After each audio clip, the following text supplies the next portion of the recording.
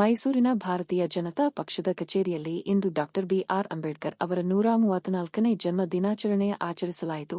ಈ ಸಂದರ್ಭದಲ್ಲಿ ಬಿಜೆಪಿಯ ಹಿರಿಯ ಮುಖಂಡರು ಹಾಗೂ ಚಲನಚಿತ್ರ ನಾಯಕ ನಟರಾದ ಎಸ್. ಜಯಪ್ರಕಾಶ್, ಜೆಪಿ ರವರು ಅಂಬೇಡ್ಕರ್ ಭಾವಚಿತ್ರಕ್ಕೆ ಪುಷ್ಪ ನಮನ ಸಲ್ಲಿಸಿ ನಂತರ ಅಂಬೇಡ್ಕರ್ ಅವರ ನಡೆದು ಬಂದ ಹಾದಿ ಮತ್ತು ಅವರ ವ್ಯಕ್ತಿತ್ವ ಬಗ್ಗೆ ವಿಸ್ತಾರವಾಗಿ ವ್ಯಾಖ್ಯಾನಗಳನ್ನು ಮಂಡಿಸಿದರು.